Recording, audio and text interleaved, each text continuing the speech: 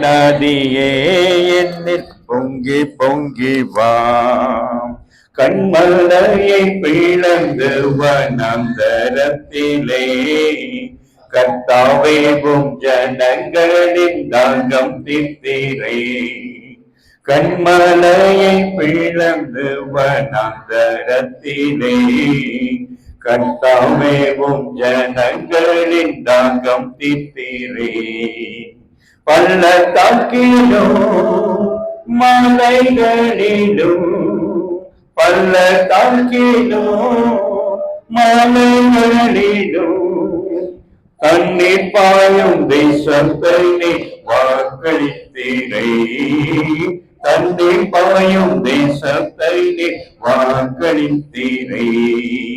ஊற்று தண்ணீரே எந்த தேவ ஆவியே, ஜீவநதியே என்னில் பொங்கி பொங்கி வா, ஜீவ தண்ணீராம் எந்த நல்ல கர்த்தரே, ஜீவ ஊற்றினால் என்னை நிறைத்திடுவே. ஜீவ தண்ணீராம் எந்த நல்ல கர்த்தரே, ஜீவ ஊற்றினால் என்னை நிறைத்திடுவே. கனி தந்திட நாம் செழித்தோங்கிட, கனி தந்திட நாம் செழித்தோங்கிட, கர்த்தரின் கரத்தில் நித்தம் கனம் பெற்றிட, கர்த்தரின் கரத்தில் நித்தம் கனம் பெற்றிட. ஜீவு தண்ணீரை எந்த தேவ ஆவியே, ஜீவநதியே என்னில் பொங்கி பொங்கி வா. ஸ்தோத்திரம் ஆண்டவரே, நன்றியோடு நாங்கள் உம்மை துதிக்கிறோம், ஸ்தோத்திரிக்கிறோம், மகிமைப்படுத்துகிறோம். ஆண்டவரே, உம்முடைய மக்களை சந்திக்க நீர் இறங்கி வாங்க, அவர்களோடு கூட நீங்க பேசுங்கப்பா. உம்முடைய வல்லமையை, மகத்துவங்களை ஆண்டவரே நீர் எங்களுக்கு பாராட்டி வருகிற கிருபைகளை நாங்கள் நினைத்து நன்றி சொல்லத்தக்கதாக உம்முடைய பாதத்திலே நாங்கள் வந்திருக்கிறோம். எங்கள் மீது இரக்கம் வைத்து எங்களை நீர் சந்திக்க வேண்டுமாய் நாங்கள் செபிக்கிறோம்.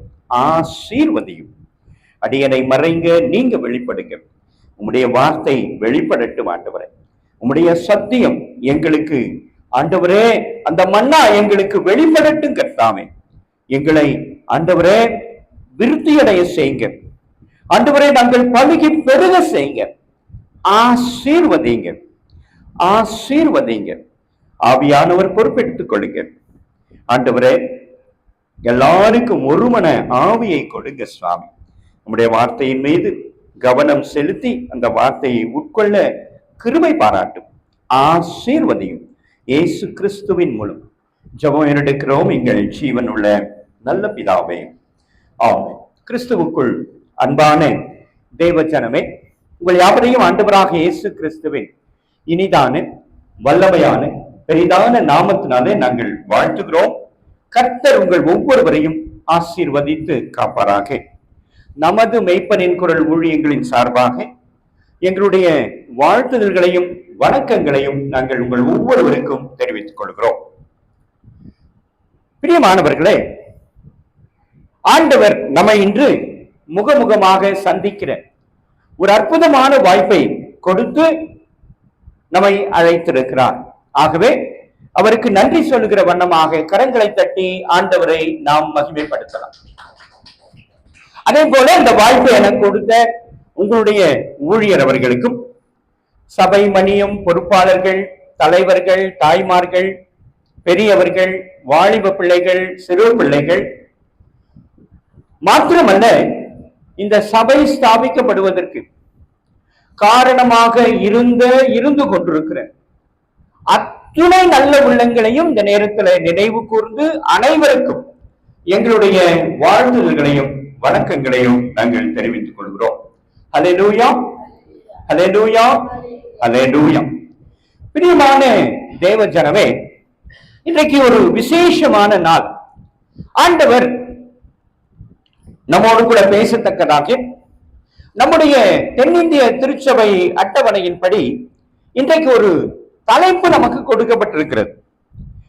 அந்த தலைப்புக்கு என்ன பெயர் இடப்பட்டிருக்கிறது என்றால், Sabbath leads to the fullness of creation என்று சொல்லப்பட்டிருக்கிறது. அதாவது படைப்பின் பூரணத்திற்குள் அல்லது மகிமைக்குள் ஓய்வு நாள் நடத்துகிறது என்று பொருள்படுகிற வண்ணமாக அந்த தலைப்பு நமக்கு கொடுக்கப்பட்டிருக்கிறது. இன்றைக்கு ஆண்டவர் இந்த தலைப்பிற்கு ஆதாரமாக நமக்கு ஒரு வசனத்தை கொடுத்திருக்கிறார். அதை நாம் முதலாவது வாசிக்க நாங்கள் உங்களை அன்போடு அழைக்கிறோம். வாசியுங்கள். ஆதியாகமம் 2வது அதிகாரம் 3வது வசனம். தேவன் தாம் சிருஷ்டித்து உண்டு பண்ணின தம்முடைய கிரியைகளை எல்லாம் முடித்த பின்பு அதிலே ஓய்ந்திருந்தபடியால் தேவன் 7ஆம் நாளை ஆசீர்வதித்து அதை பரிசுத்தமாக்கினார். ஹல்லேலூயா, ஹல்லேலூயா, ஹல்லேலூயா. பிரியமான தேவ ஜனமே, இன்றைக்கு நாம் சற்று நேரம் இந்த ஓய்வு நாளை குறித்த ஒரு உண்மையை நாம் தெரிந்து கொள்ள போகிறோம். அதற்கு முன்பாக நான் உங்களிடத்தில் ஒரு கேள்வி கேட்க விரும்புகிறேன். ஒன்றை நீங்கள் கவனிக்க வேண்டும். நான் எந்த சபைக்கு போனாலும், நான் இதுவரைக்கும் ஒரு 1000க்கும் அதிகமான சபைகளை நாங்கள் சந்தித்திருக்கிறோம். எந்த சபைக்கு நான் போனாலும் 2 காரியங்களை நான் சபை மக்களிடத்தில் கேட்பேன். கவனிக்கிறீங்களா? 2 காரியங்களை நான் கேட்பேன். ஒன்று, நேரத்தை என்ன பண்ணக்கூடாது, பார்க்க கூடாது. அது நீங்க எப்படின்னு எனக்கு தெரியாது. ஏன்னா நான் உங்களை புதுசா பார்க்கிறேன், முத வந்திருக்கிறேங்க. நீங்க எப்படின்னு எனக்கு தெரியாது. ஆனால் நாம் என்ன பண்ணக்கூடாது? ஒன்னும் சொல்ல மாட்டேன்றீங்க. ஆமா, சரி. அதுக்கு நான் விளக்கம் கொடுக்கிறேன். விளக்கம் இல்லாம இது நடக்காது. விளக்கம் கண்டிப்பா கொடுப்பேன். 2வது காரியம் ஒன்று கேட்பேன். அது என்ன அப்படின்னா, நான் வெறுமனே எனக்கு கொடுக்கப்பட்ட அந்த தலைப்பை வச்சு 4 வசனத்தை சொல்லிட்டு அப்படியே போயிட மாட்டேன். நான் என்ன பண்ணுவேன் அப்படின்னா, கேள்வி கேட்பேன். ஹல்லேலூயா, ஹல்லேலூயா, ஹல்லேலூயா, ஹல்லேலூயா.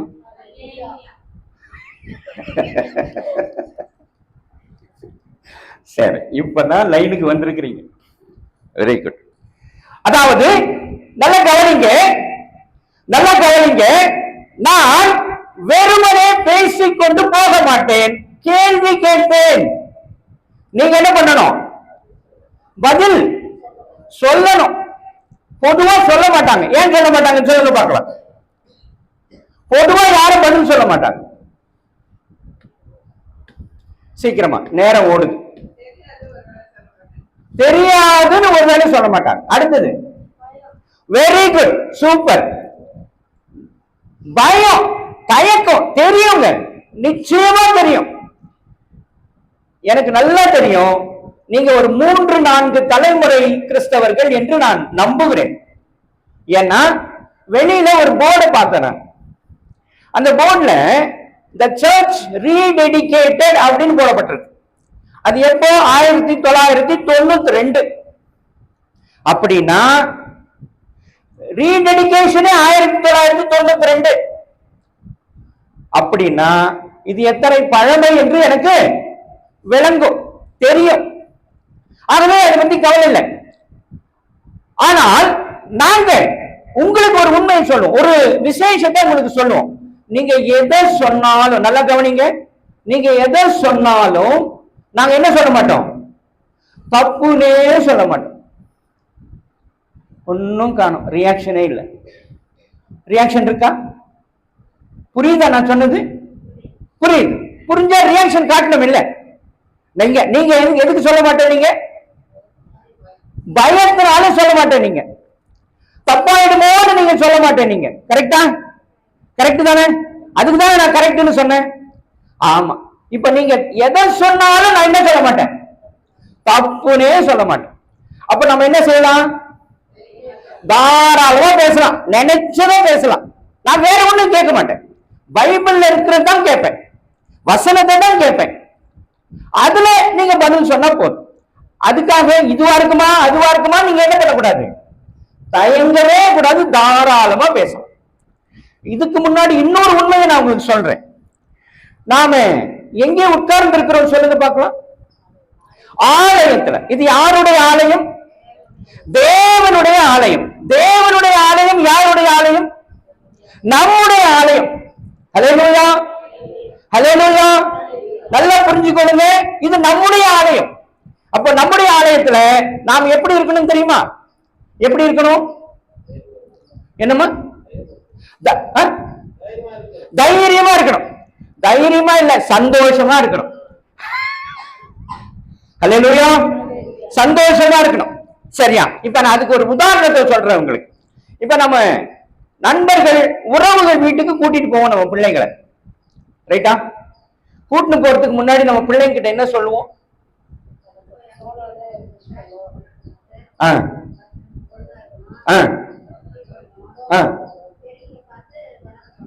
அப்புறம் அப்புறம் எங்க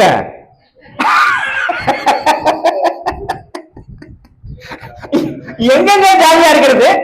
ஏங்க அந்நியர் வீட்டுக்கு போறோம், அந்நியர் வீட்டுக்கு போற ஜாலியா இருக்கிறது. என்ன சொல்லி கூட்டு போவோம் தெரியுமா? எந்த பொருளும் தொடக்கூடாது. சொல்லுவோமா சொல்ல மாட்டோமா? எந்த பொருளும் தொடக்கூடாது, பக்கத்திலே உட்காந்துக்கணும், ஓடக்கூடாது, ஒடியாடக்கூடாது, ரைட்டா? அப்படின்னா என்ன அர்த்தம்னா கட்டுப்பாடு. எங்கே கட்டுப்பாடு? அடுத்த வீட்டுல தான் கட்டுப்பாடு. நம்ம வீட்டுல நம்ம கட்டுப்பாடு பண்ணுவோமா? அவ்வளவுதான். அப்ப நாம எந்த வீட்டுல உட்காந்துக்கிறோம்? நம்ம வீட்டுல உட்காந்துக்கிறோம். அப்ப நல்லா நிமிர்ந்து உட்கார்ந்து முக மலர்ச்சியோட சந்தோஷமா ஒரு அல்லேலூயா சொல்லுங்க பார்க்கலாம்.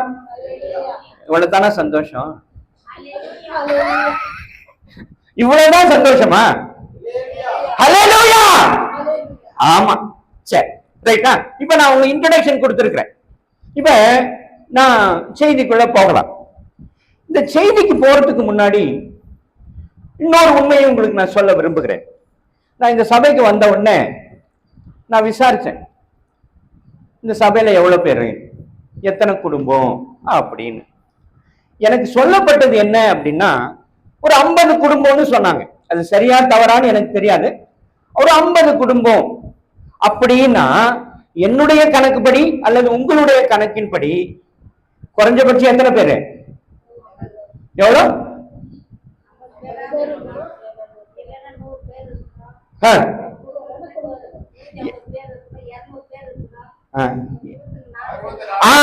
அப்படின்னா 250 பேர் இருக்கணுமா?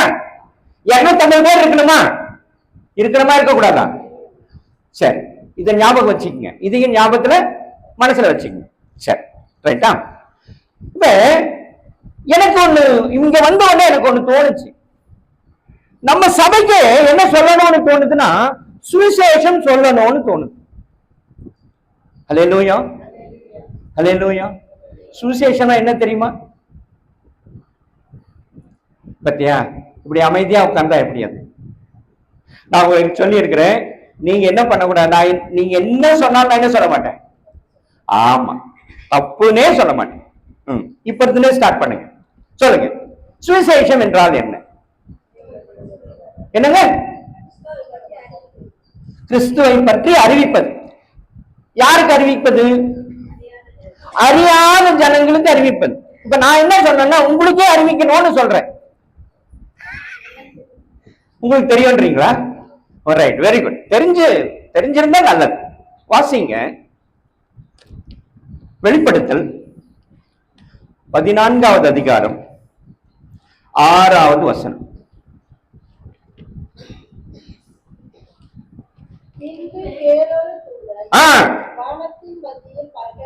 வானத்தின் மத்தியில் பறக்க கண்டேன். அவன் பூமியில், நல்லா கவனிங்க, நல்லா கவனிங்க, பொறுமையா வாசிங்க. அவன் பூமியில் வாசம் பண்ணுகிற சகல ஜாதிகளுக்கும், கோத்திரத்தாருக்கும், பாஷைக்காரருக்கும், ஜன கூட்டத்தாருக்கும் அறிவிக்கத்தக்கதான நித்திய சுவிசேஷம் உடையவனாயிருந்து, 7வது வசனத்தை வாசிங்க. மிகுந்த சத்தமிட்டு தேவனுக்கு பயந்து அவரை மகிமைப்படுத்துங்கள். அவர் நியாய தீர்ப்பு கொடுக்கும் வேலை வந்தது.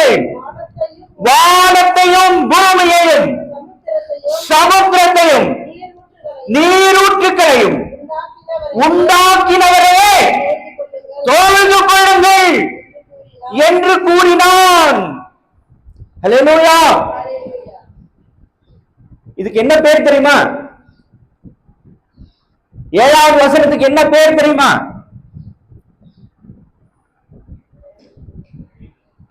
என்ன பேரு? பாத்தீங்களா? நீங்க எங்க இருக்கிறீங்கன்னு புரிஞ்சு கொள்ளுங்க.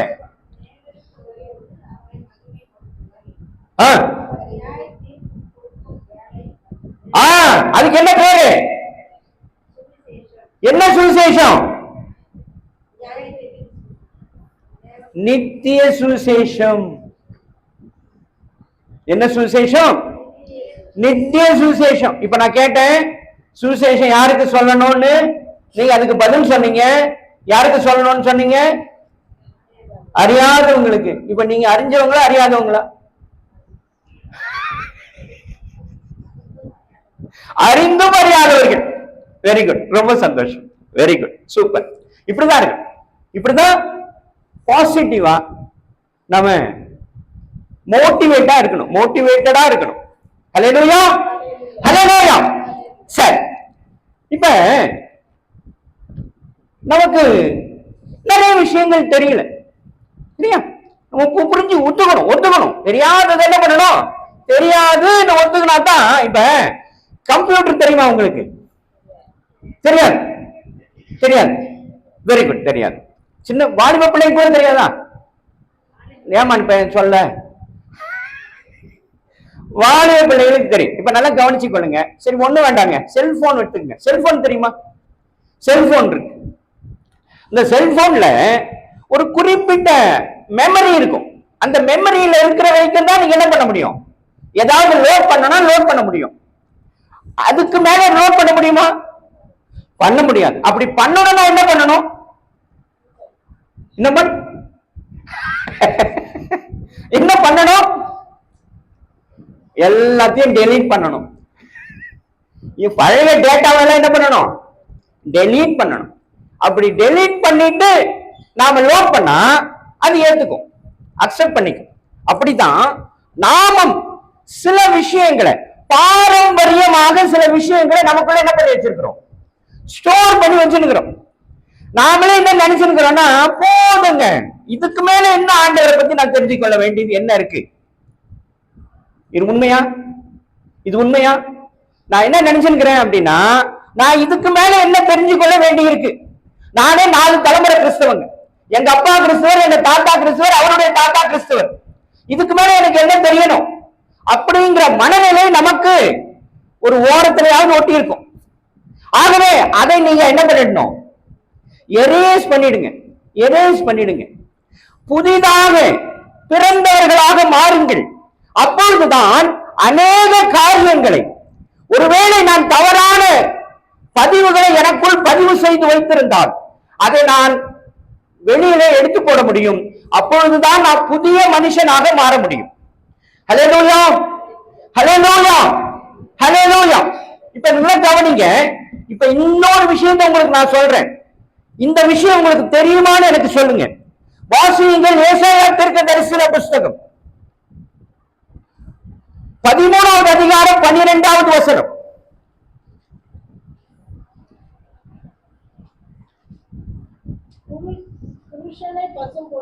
புருஷனை பசும் பொன்னிலும் மனுஷனை ஒப்பீரின் தங்கத்திலும் அபூர்வமாக்குவேன் அப்படின்னு ஒரு வசனம் இருக்கு. இருக்கா? இருக்கா? இருக்கு. அப்படின்னா என்னங்க அர்த்தம்?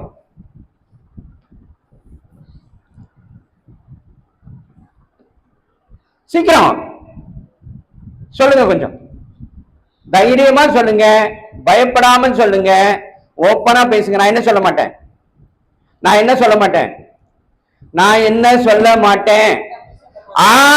வெரி குட், சொல்லுங்க சீக்கிரமா. ஹல்லேலூயா, ஹல்லேலூயா, ஹல்லேலூயா.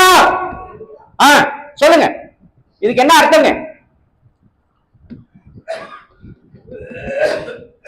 தெரியல, தெரியல. Right, very good, super. ஒரு ஐடியா முடிச்சிட்டாங்க. தெரியல அப்படி என்ன பண்ணிட்டாங்க, ஒரு ஐடியா முடிச்சிட்டாங்க. சாப்டர் க்ளோஸ், முடிஞ்சிடுச்சு. இப்போ நான் கேட்கிறேன், நாம இவ்வளவு பழமையான கிறிஸ்தவர்களா இருக்கிறோமே, எப்படி எனக்கு தெரியல நான் சொல்ல முடியும்? சொல்லலாமா? சொல்லலாமா? சொல்லக்கூடாது. ஆனாலும் சொல்லிட்டோம். இது நியாயமா? இது நியாயமா? தெரியலன்னா தெரியலன்னு தான் சொல்ல முடியும். கரெக்ட். நான் என்ன கேட்கிறேன்னா, ஏன் தெரியாம உட்காந்துக்கிறீங்கன்னு கேட்கிறேன். தெரியலன்னா தெரியலன்னு சொல்றது நியாயம்.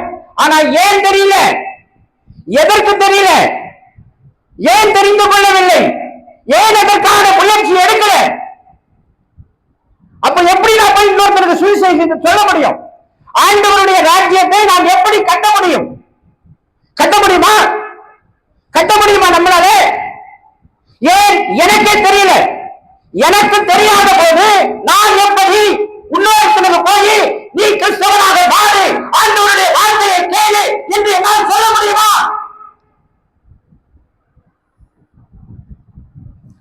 தயவு செய்து புரிந்து கொள்ளுங்கள் பிரியமானவர்களே, இது எவ்வளவு பெரிய ஆபத்து என்பதை நீங்கள் தெரிந்து கொள்ளுங்கள். இதை எதை குறிக்கிறது என்பதை புரிந்து கொள்ளுங்கள். இப்ப வாங்க, எசாயா தீர்க்கதரிசன புஸ்தகம் 4வது அதிகாரம் 1வது வசனத்திற்கு வாருங்கள். அந்நாளில் 7 ஸ்திரீகள் ஒரே புருஷனை பிடித்து, நாங்கள் எங்கள் சொந்த ஆகாரத்தை புசிப்போம், எங்கள் சொந்த வஸ்திரத்தை உடுப்போம், எங்கள் நிந்தை நீங்கும்படி மாத்திரம். அல்லேலூயா. இப்ப புரியுதா? இப்போவாது புரியுதா அந்த வசனத்துக்கு 13:12 என்ன அர்த்தம்னு? புரியுதா புரியலையா? புரிஞ்ச மாதிரி இருக்குது, புரியாத மாதிரி இருக்குதுன்றீங்களா? ஹல்லேலூயா, ஹல்லேலூயா. எவ்வளவு பெரிய ஆபத்துல இருக்குன்னு தெரியுமா? நம்ம எவ்வளவு பெரிய ஆபத்துல இருக்கிறோம் தெரியுமா? நான் இப்ப ஒண்ணு சொன்னா நீங்க ஆச்சரியப்படுவீங்க. நாம கண்டுக்காமையே இருக்கிறோம், உணர்வில்லாமல் இருக்கிறோம், உணர்வில்லாத இருதயத்தோடு வாழ்ந்து கொண்டிருக்கிறோம். ஆண்டவர் ஒரு நாள் வருவார், உங்கள் அனைவரையும் பார்த்து கேள்வி கேட்பார். கேட்பாரா? கேட்க மாட்டாரா? கேட்பாரா? கேட்க மாட்டாரா? கேட்டா என்ன பதில் சொல்வீங்க? எனக்கு தெரியாதுன்னு சொல்லுவீங்களா? எனக்கு தெரியாதுன்னு சொல்றீங்களா? தெரியாதுன்னு சொல்ல போறீங்களா? புரிந்து கொள்ளுங்கள் பிரியமானவர்களே, புரிந்து கொள்ளுங்கள். மிகப்பெரிய ஆபத்தில் இருக்கிறோம். ஒரு சர்வே இப்படி சொல்லுகிறது. உங்க ஊர்ல, உங்க ஊர் பகுதியில, உங்க பகுதியில விதவைகள் இருக்கிறாங்களா இல்லையா? இருக்கிறாங்க. எவ்வளவு பேர் இருக்கிறாங்க? எவ்வளவு விதவைகள் இருக்கிறாங்க? கணக்கெடுத்ததுண்டா? சிந்தித்ததுண்டா? என்றைக்காவது இதை குறித்து யோசித்ததுண்டா? இல்ல. இந்தியாவில் மட்டும் அநேகமாக சற்று ஏறக்குறைய 6.8 கோடி விதவைகள் இருக்கிறார்கள். அல்லேலூயா. ஒரு சர்வே சொல்லுது, ஒரு சர்வே இப்படி சொல்கிறது, 6.8 கோடி. 6.8 கோடி அப்படின்னு சொன்னா உங்களுக்கு ஒரு நினைவு வரணும், ஒரு நினைவு உங்களுக்கு வரணும். ஒரு நினைவு உங்களுக்கு வர வேண்டும். என்ன நினைவு வரணும் தெரியுமா? தமிழ்நாட்டினுடைய மொத்த ஜனத்தொகை எவ்வளவு தெரியுமா? தமிழ்நாட்டினுடைய மொத்த ஜனத்தொகை எவ்வளவு தெரியுமா? எதுக்குமே பதில் இல்லை. 8 கோடி. 8 கோடி, ரைட்டா? ஆனா 2011 தான் சர்வே எடுத்தாங்க. அப்போ 7.21 கோடி. நான் சொல்றேன் 6.8 கோடி 2011 சர்வே படி. அப்படின்னா தமிழ்நாட்டு ஜனத்தொகையோடு கூட ஒப்பிடக்கூடிய அளவில் விதவைகளுடைய நிலைமை இருக்கிறது. தெரியுமா உங்களுக்கு? தெரியுமா உங்களுக்கு? என்ன செய்து கொண்டிருக்கிறீர்கள்? சபை என்ன செய்து கொண்டிருக்கிறது? இதை குறித்த வருத்தம் சபைக்கு வேண்டாமா? சபைக்கு இதை குறித்த வருத்தம் வேண்டாமா? என்ன செய்து கொண்டிருக்கிறது சபை? உங்களுடைய ஆராதனை முறைமை எப்படி இருக்கிறது? என்ன முறையில நீங்கள் ஆராதித்துக் கொண்டிருக்கிறீர்கள்? என்ன வழக்கம் நீங்கள் பின்பற்றிக் கொண்டிருக்கிறீர்கள்? ஒரு மாற்றத்தையும் உண்டு பண்ணாத வழக்கு முறை நம்மிடத்தில் இருக்கிறது. தவறு இல்லையா? இதை ஆண்டவர்களிடத்தில் கேட்க மாட்டாரா? என்ன செய்ய போகிறீர்கள்? என்ன செய்ய போகிறீர்கள்? சிந்திக்க வேண்டாமா?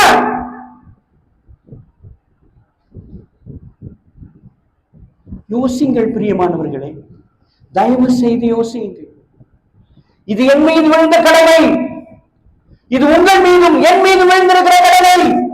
இதற்காக நான் ஏதாவது செய்தாக வேண்டும். இந்த 6.8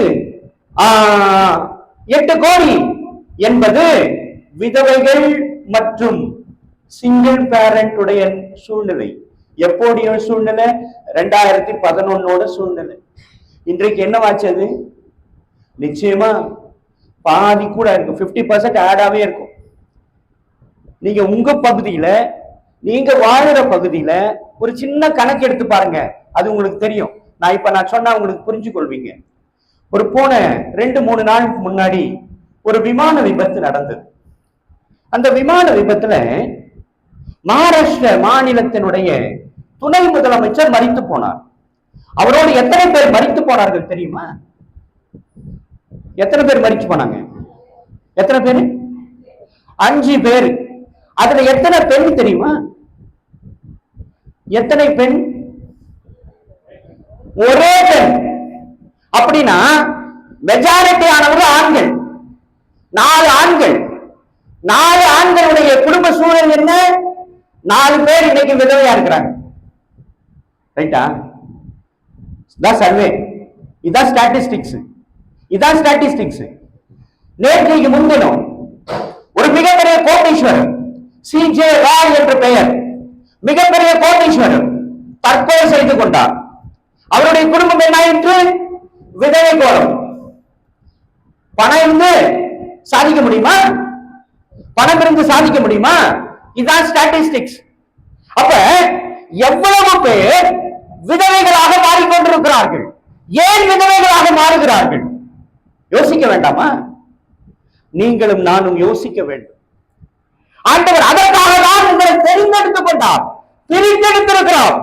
பிரித்தெடுத்து உங்களை ஆண்டவர் சபையை உண்டாக்கி ஒரு 100-150 வருஷங்களுக்கு முன்னாடி இங்கே சுவிசேஷம் அறிவிக்கப்பட்டு இங்க ஒரு சபை ஸ்தாபிக்கப்பட்டு உங்களை எல்லாம் ஒன்று சேர்த்து இந்த சபையில உங்களை அமர்த்தி இருக்கிறார்கள் என்றால் நீங்கள் ஒவ்வொருவரும் சுவிசேஷகர்களாக மாற வேண்டும் என்பதற்காக, சுவிசேஷகர்களாக மாற வேண்டும் என்பதற்காக ஆண்டவர் உங்களை அழைத்து தெரிந்து பிரித்தெடுத்தார். நான் என்ன செய்து கொண்டிருக்கிறேன்? என்னுடைய கனவு என்ன?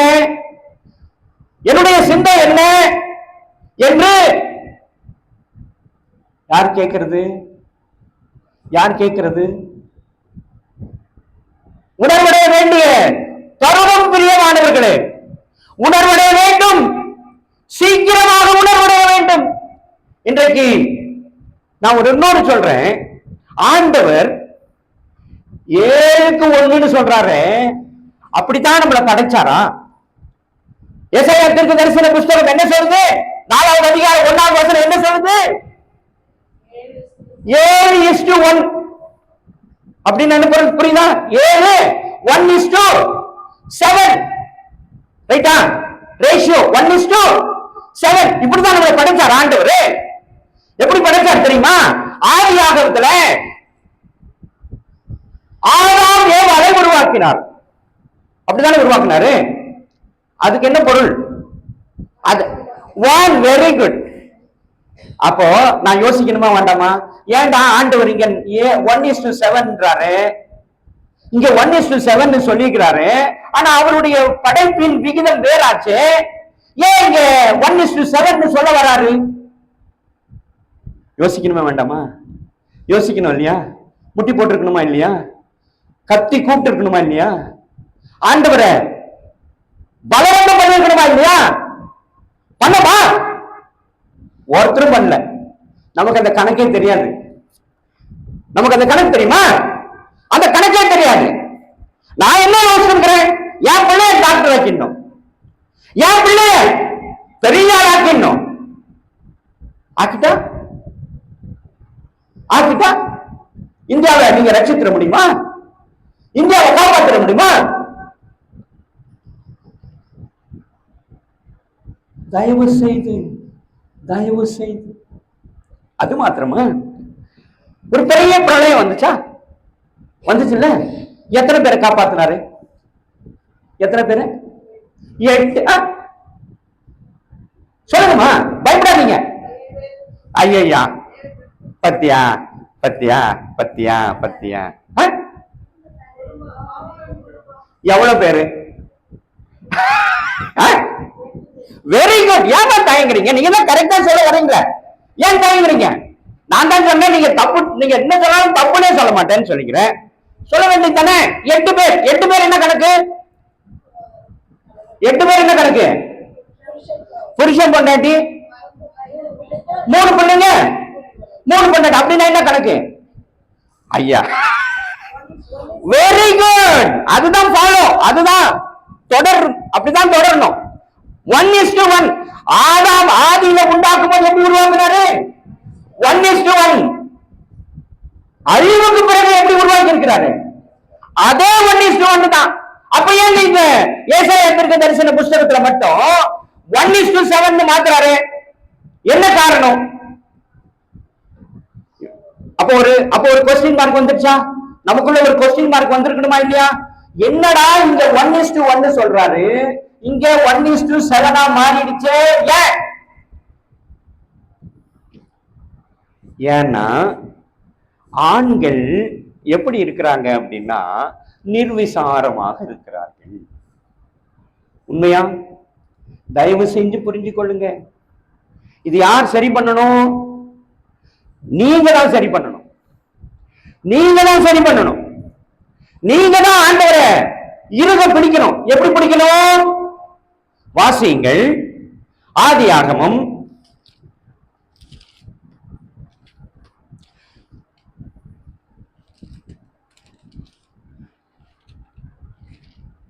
32, 26, 27, 28 வசனங்களை வாசிங்க.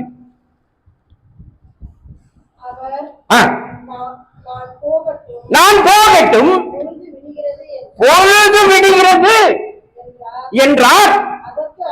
அதற்கு அவன், நீர் என்னை ஆசீர்வதித்தால் ஒழிய உம்மை போக விட மாட்டேன்.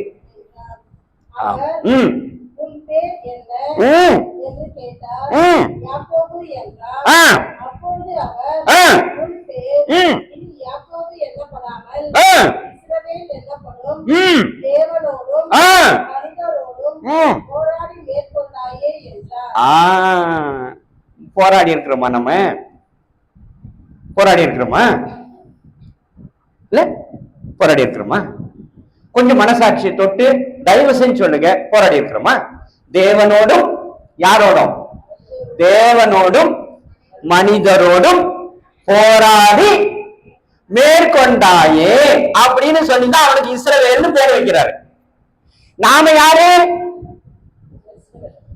என்ன இஸ்ரவேலரு? நாம யாரு? அல்லேலூயா. பத்தியா பத்தியா, நாம எங்க இருக்கிறோம் தயவு செஞ்சு புரிஞ்சுக்கொள்ளுங்க.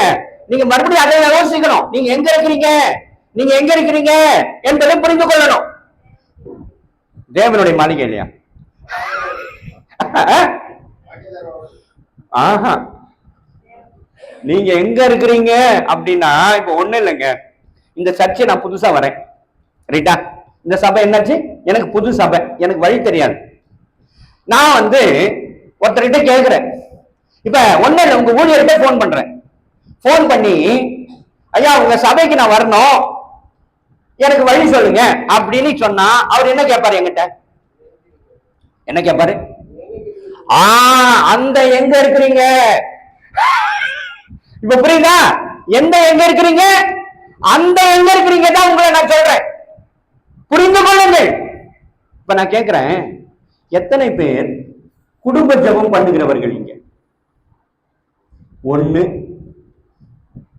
ஒன்னு ரெண்டு குடும்பம் சேர்ந்துடக்கூடாது. இங்க ஒருத்தர் கை தூக்கலாம், இங்க ஒருத்தர் தூக்க கூடாது. குடும்ப ஜெபம் எத்தனை பேரு? 1 2 3 4 5. எவ்வளவு பெரிய குடும்பத்துல? 50 குடும்பத்துல 5 குடும்பம் ஜெபம் பண்ணுது. நியாயமா? சரி. வேத வாசிப்பு, அனுதின தியானம் எத்தனை பேர் பண்றீங்க? 1 2 3 4 5, அதுவும் 5 6 தான். இதான் நீங்க எங்க இருக்கிறீங்கன்னு கேட்கறது, இதுக்கு பேர் தான். இன்னொன்னு கேட்கிறேன், இந்த சபை இப்ப ஒண்ணு வேண்டாம், போன ஜனவரி அல்லது போன பிப்ரவரி, இந்த பிப்ரவரி 1 வருஷம் கணக்குல ஒரு வாரம் கூட நான் தவறாம ஆலயத்துக்கு வந்தேங்க. எத்தனை பேரு? 1 2 3 தான். இதுக்கு வரேன் நான். இப்ப இதுக்கு தான் வரப்போறேன் நான். இப்ப இன்னும் ஆரம்பிக்கல, அதுக்கு இனிமே தான் வரப்போறேன், அதுக்கு வரப்போறேன். சரி, நல்லா புரிஞ்சுக்கொள்ளுங்க. தயவு செய்து நீங்கள் உங்களை புதுப்பித்துக் கொண்டால் வழியே மாற்றங்கள் வராது. அல்லேலூயா, அல்லேலூயா. நீங்கள் உங்களை புதுப்பித்துக் கொண்டால் வழியே, நீங்கள் எப்படிப்பட்டவர்கள் என்பதை உங்களுக்கு புரிய வைக்க வேண்டிய தருணம் இது. நீங்கள் யார், நீங்கள் எப்படிப்பட்டவர்கள்? ஆண்டவர் உங்களை தெரிந்தெடுத்துக் கொண்டிருக்கிறார். நீங்கள் தெரிந்தெடுத்த பாத்திரம், நீங்கள் அந்த பாத்திரத்தை கனவீனப்படுத்திக் கொண்டிருக்கிறீர்கள் என்பதை ஞாபகத்தில் வைத்துக் கொள்ளுங்கள். அவ்வளவுதான் நான் சொல்ல முடியும். நீங்கள் உங்களை கனவீனப்படுத்திக் கொண்டிருக்கிறீர்கள். உங்கள் மீது கர்த்தர் பெரிய நம்பிக்கை கொண்டிருக்கிறார். நான் ஒரு கூட்டத்தை உருவாக்கி இருக்கிறேன், அந்த கூட்டம் இந்தியாவிலே எனக்குள் கொண்டு வரும் என்று ஆண்டவர் நம்பிக்கொண்டிருக்கிறார். ஆனால் நீங்கள் எங்கே இருக்கிறீர்கள் என்ற கேள்வி உங்களுக்குள் ஞாபகத்தில் இருக்க வேண்டும். நல்லா புரிஞ்சுக்கொள்ளுங்க, நல்லா புரிஞ்சுக்கொள்ளுங்க. இந்த கனவீனப்படுத்திக் கொண்டிருக்கிற ஆண்கள் பாதி பேர் குடியில போயிட்டு இருக்கான், குடி பழக்கத்தினால போய் கொண்டிருக்கிறான். இன்னும் பாதி பேர் அந்த குடியினாலே பாதிக்கப்பட்டு செயல் இழந்து போய் கொண்டிருக்கிறான். ஆகவே குடும்பங்களிலே அவர்கள் எண்ணமிடப்படாமல் இருக்கிறார்கள். இது உங்களுக்கு பொருந்தும் என்று நான் நம்புகிறேன். புரிந்து கொள்ளுங்கள். நீங்கள் உணர்வடைய வேண்டும். நீங்கள் உங்கள் குடும்பத்தை ஆதாயப்படுத்த தவறுவிடக் கூடாது என்பதை ஞாபகத்தில் வைத்துக் கொள்ளுங்கள். சரி, இப்ப நான் நேரம் போறதுனால சீக்கிரமாக வந்த விஷயத்துக்கு வந்துடுறேன். எனக்கு சொல்லுங்க, ஓய்வு நாள் என்றால் என்ன?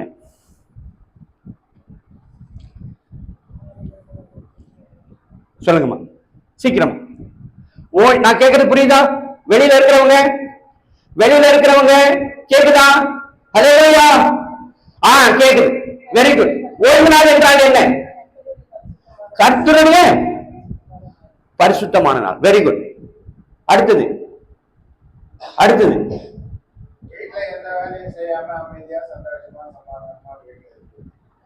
Very good.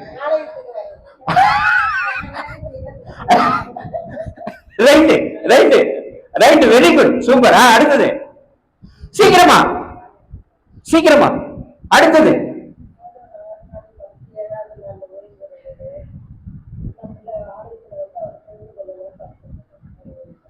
அவ்வளவுதான் உங்களுக்கு தெரியும். ரைட்டா? கரெக்டா? கரெக்டா? ஒண்ணும் அதுக்காக பதில் சொல்லுங்களேன். ஆமா, வெரி குட், சூப்பர். வாசிங்க எசேக்கியேல் 20:12.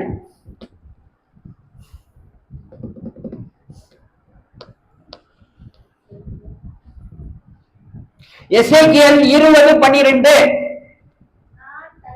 நான் தங்களை பரிசுத்தம் பண்ணுகிற கர்த்தர் என்று அவர்கள் அறியும்படிக்கு எனக்கும் அவர்களுக்கும் அடையாளமாக இருப்பதற்காக என் ஓய்வு நாட்களை அவர்களுக்கு கட்டளையிட்டேன். என்ன சொல்ல வராரு?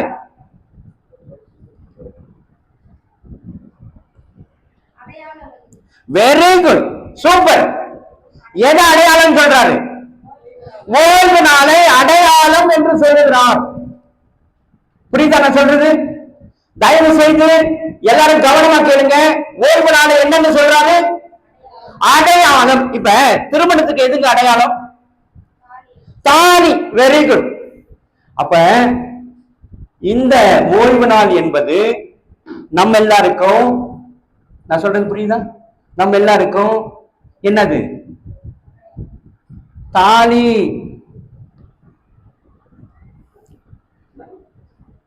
என்னம்மா பயமாக்குதா? பைபிள் பார்த்துக்கிறீங்க. Very good, very good. பாருங்க பாருங்க, நல்லது பாருங்க. நீங்க வீட்டுல பார்த்திருக்க வேண்டியது இதெல்லாம் எங்க பார்த்திருக்கணும்? வீட்டுல பார்த்திருக்கணும். சரி, இனிமே போய் பாருங்க, இனிமே போய் பாருங்க தயவு செய்து. நான் சொன்னது புரியுதா? கல்யாணத்துக்கு எது அடையாளம்? தாலி. யாருக்கு யாருக்கு அடையாளம்? அது புருஷன் கணவனுக்கும் மனைவிக்கும். நம்மை ஆண்டவர் என்ன என்று சொல்லுகிறார்? மணவாட்டி என்று சொல்லுகிறார். ஆண்டவர் யார் நமக்கு?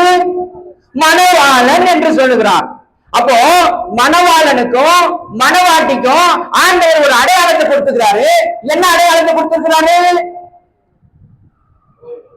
ஓய்வு நாளை அடையாளமா கொடுத்துக்கிறாரு. நான் கேட்கிறேன், அந்த தாலியை நீங்க எப்ப வேணா கழட்டுருவீங்களா? கழட்டுருவீங்களா?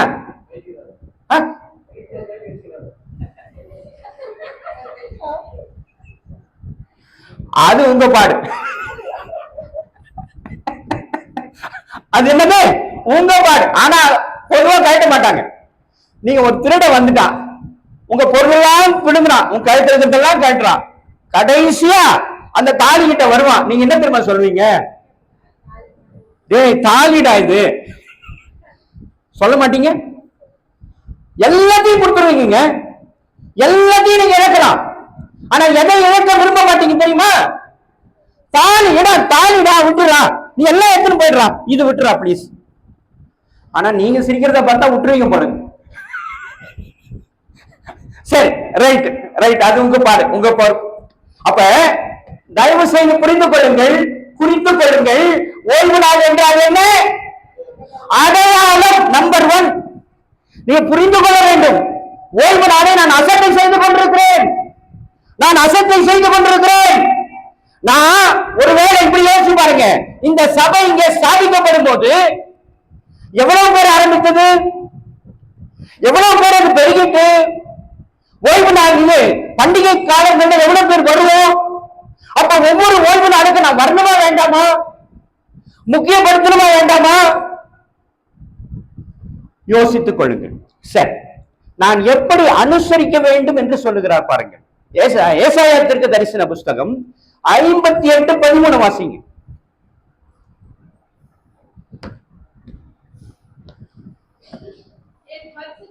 என் பரிசுத்த நாளாகிய ஓய்வு நாளிலே, நல்லா கவனிச்சுக்கொள்ளுங்க, நல்லா கவனிச்சுக்கொள்ளுங்க, உனக்கு இஷ்டமானதை செய்யாதபடிக்கு உன் காலை விலக்கி உன் வழிகளின்படி நடவாமல், உனக்கு இஷ்டமானதை நீ செய்யாமல், உன் சொந்த பேச்சை பேசாமல், ஓய்வு நாளை மன மகிழ்ச்சியின் நாள் என்றும் கர்த்தருடைய பரிசுத்த நாள் என்றும் மகிமையுள்ள நாள் என்றும் சொல்லி அதை மகிமையாக எண்ணுவாயாக. அல்லேலூயா. அல்லேலூயா. எவ்வளவு மேன்மை அந்த ஓய்வு நாளுக்கு இருக்கிறது தெரியுமா உங்களுக்கு? எவ்வளவு மேன்மை அதற்கு இருக்கிறது தெரியுமா? இதை ஞாபகத்தில் வைத்துக் கொள்ளுங்கள்.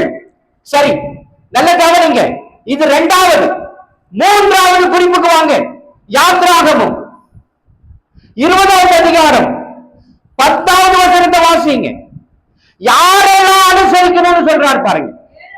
7ஆம் நாளும் உன் தேவனாகிய கர்த்தருடைய ஓய்வு நாள், அதிலே நீ ஆனாலும் உன் குமாரனானாலும் உன் குமாரத்தி ஆனாலும் உன் வேலைக்காரனானாலும் உன் வேலைக்காரனானாலும் உன் வாசலில் இருக்கிற அந்நியனானாலும் யார் வேலையும் செய்ய வேண்டாம். அப்படின்னா என்ன செய்யணும்? என்ன செய்யணும்? சும்மா வீட்டுல உட்காரணும், அப்படிதானே? 8வது வசனத்தை வாசிக்கணும். ஓய்வு நாளை பரிசுத்தமாய் ஆசரிக்க நினைக்க வேண்டும். தெரியுமா உங்களுக்கு? தெரியுமா உங்களுக்கு? நான் இங்க உட்கார்ந்து கவனித்துக் கொண்டிருக்கிறேன். நீங்க எப்படியெல்லாம் வந்தீங்கன்னு பார்த்தேன். உங்களுக்கே அது தெரியும், உங்களுக்கே அது வெளிச்சம். நீங்க எப்படியெல்லாம் வந்தீங்க? எத்தனை மணிக்கு ஆராதனை? எத்தனை மணிக்கு ஆராதனை? எங்கிருந்து நீங்க வரீங்க? எங்கிருந்து வரீங்க? எவ்வளவு தூரத்திலிருந்து வரீங்க? செய்யலாமா? எத்தனை பேர் வீட்டில் இருக்காங்க இப்போ? செய்யலாமா? அப்போ ஆண்டவர் உங்கள் மீது கோபம் கொள்வாரா மாட்டாரா? உங்கள் மீது எரிச்சல் அடைவாரா மாட்டாரா? வாசியுங்கள். எசேக்கியேல் தீர்க்கதரிசன புஸ்தகம் 13:13.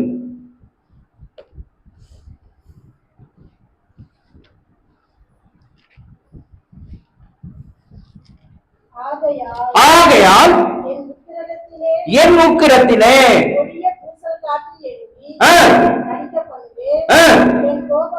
என் கோபத்திலே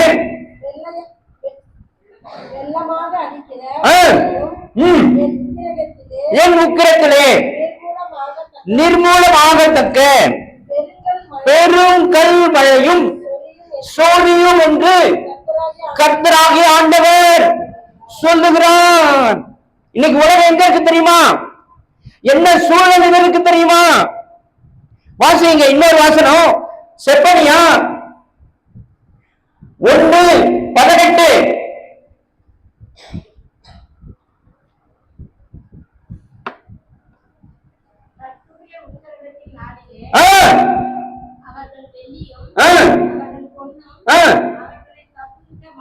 நல்லா கவனிச்சுக்கொள்ளுங்க. சரத் அஜித் பவாரை காப்பாத்துச்சா? அஜித் பவார் 1000 கோடிக்கு அதிபதி, தெரியுமா உங்களுக்கு? காப்பாத்துச்சா? அடுத்தது வாசிங்க. புரிஞ்சுக்கொள்ளுங்க. எரிச்சலின் அக்கினியினால் தேசமெல்லாம் அழியும். இன்னைக்கு நல்லா புரிஞ்சுக்கொள்ளுங்க. ஏகப்பட்டது எரியுது, ஏகப்பட்டது எரியுது. அகமதாபாத்ல 241 பேர் விமானத்துல இங்கிலாந்துக்கு போனவங்க புறப்பட்டு அடுத்த நொடி எரிஞ்சு சாம்பல் ஆயிட்டாங்க. பஸ் அப்படியே எரியுது, விமானங்கள் எரியுது, கப்பல்கள் எரியுது. எரிச்சலினால் எரியுது, எரிச்சலினால், எரிச்சலின் அக்கினியினால் எரியுது. தெரியுமா உங்களுக்கு? அப்போ உங்க கையில இந்த வார்த்தையை கொடுத்து வச்சிருக்கிறாரு. என்ன பண்ணி கொண்டிருக்கிறீங்க? என்ன செய்து கொண்டிருக்கிறீங்க? நீங்களே உணர்வில்லாமல் இருக்கிறீங்களே. நீங்க எப்படி அடுத்தவனை ரட்சிக்க முடியும்? அவனுக்கு போய் சொல்ல முடியும்? ஆண்டவருடைய மகத்துவத்தை எப்படி சொல்ல முடியும்? சொல்ல முடியுமா? உங்க குடும்பத்தையே உங்களால் ஆதாயப்படுத்த முடியல. உங்க குடும்பத்தையே இன்னைக்கு கேட்டா நீங்க சொல்லுவீங்க, என் பையன் என் பேச்சு கேட்க மாட்டாயா? சொல்றீங்களா இல்லையா? சொல்லுவீங்களா இல்லையா? என் பையன் கேட்க மாட்டாங்க, கேட்க மாட்டான். அப்ப கேட்கலன்னா என்ன பண்றது? அப்படியே விட்டுறது. அப்படியா? அப்படியா? தம்பி சிரிக்கிறான், தம்பி சூப்பரா சிரிக்கிறான். விட்டுடலாமா? விட்டுடலாமா? அப்போ ஆதாயப்படுத்தணுமே. எனக்கு ஓய்வு நாள் என்னன்னு தெரியலையே. ஓய்வு நாள் என்பது அடிப்படை, அடிப்படை பவுண்டேஷன். பவுண்டேஷன்ல ஒரு கல்லு, இன்னும் அநேக கற்கள் இருக்கிறது. அதன் மீதுதான் நீங்க கட்டிடத்தை எழுப்பணும். அந்த ஒரு கல்லே எனக்கு ஆழ்ந்தவர் கண்டு இருக்கிறது. அந்த ஒரு கல்லே என்னுடைய வாழ்க்கையில் ஆழ்ந்தம் கண்டு இருக்கிறது. நான் எப்படி எழும்புவேன்? சிந்திக்க வேண்டாமா? ஆண்டவர் சொல்லுகிறார், ஆண் மக்களை நான் அபூர்வமாக்கி போடுவேன். ஏகப்பட்ட நாடு இப்ப லிஸ்ட்ல வருது. ஏகப்பட்ட நாடு. ஒரு நாடு சொல்றேன், லித்துவியான ஒரு நாடு. போய் பாருங்க. ஆண்கள் பெண்களை விட எத்தனையோ ஆயிரங்கள் குறைவு. ஜப்பான்ல ஒண்ணு வேண்டாங்க. இங்க எத்தனை வீடுங்க இருக்கீங்க? இங்க எத்தனை வீடு? யாரோ சொன்னாங்க 250 வீடு. கரெக்டா? எத்தனை வீடுங்க? 30 வீடு. ரைட்டா? 30 வீடு. இப்ப ஜப்பான்ல 9 லட்சம் வீடுகள். நான் சொல்றது புரியுதா? ஜப்பான்ல 9 லட்சம் வீடுகள் ஆள் அரவமற்று இருக்கிறதா. போன மாசத்து ஸ்டாட்டிஸ்டிக்ஸ். இப்போ 9, இங்க 30 கணக்கு. இந்த கிராமத்துல 30. அப்ப எத்தனை 30 சேர்ந்தா, அப்ப எத்தனை கிராமங்கள் சேர்ந்தால் ஜப்பான்ல 9 லட்சம் காலியா இருக்கும்? அந்த வீடுகளுக்கு பேர் கோஸ்ட் ஹவுஸ். நீங்க போய் இன்டர்நெட்ல போட்டு பாருங்க. 9 லட்சம் வீடுகள் ஆள் அரவமற்று இருக்கிறது. ஏன்? புரிந்து கொள்ளுங்கள் பிரியமானவர்களே, இவையெல்லாம் எச்சரிப்பின் வார்த்தைகள். நீங்க இன்றைக்கு இதுவே ரட்சணை நாள். நீங்கள் மனம் திரும்பாமல் போனால் என்ன நடக்கும் என்பதை நீங்களே புரிந்து கொள்ளுங்கள். நான் சொல்ல வேண்டியது அவசியமே இல்லை. உங்களுக்கே தெரியும். ஏகப்பட்ட நாடுகள் இந்த லிஸ்ட்ல வருது. இப்போ ஏகப்பட்ட நாடுகள் லிஸ்ட்ல வருது. எந்த லிஸ்ட்ல வருது? ஆண்டவர் சொல்ற வார்த்தையில வருது. எந்த வார்த்தையில வருது? ஏசாயா தீர்க்கதரிசன புத்தகம் 13:12 வந்து நிக்குது. நான் புருஷனை, வாசிங்க அந்த வசனத்தை,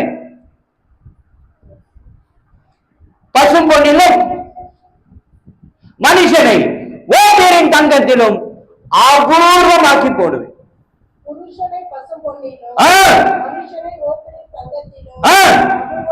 அபூர்வமாக்கிறேன். மனிதர்கள் இருக்க மாட்டாங்க, ஆண்கள் இருக்க மாட்டாங்க. ஆண்டவர் சொல்லுகிறார்,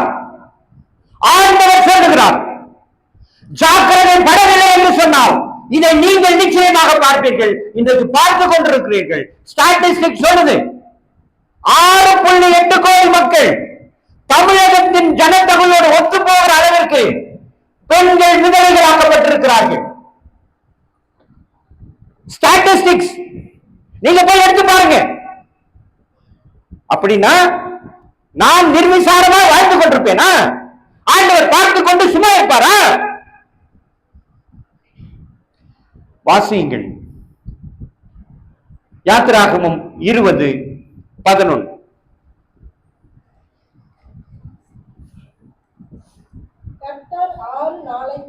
கர்த்தர் 6 நாளைக்குள்ளே வானத்தையும் பூமியையும் சமுத்திரத்தையும் அவைகளில் உள்ள எல்லாவற்றையும் உண்டாக்கி 7ஆம் நாளிலே ஓய்ந்திருந்தார். ஆகையால் கர்த்தர் ஓய்வு நாளை ஆசீர்வதித்து அதை பரிசுத்தமாக்கினார்.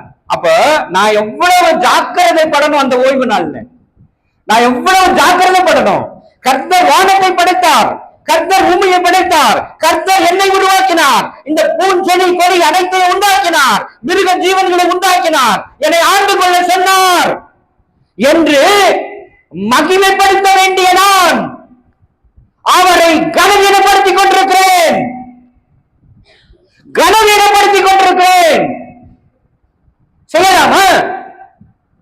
செய்யலாமா?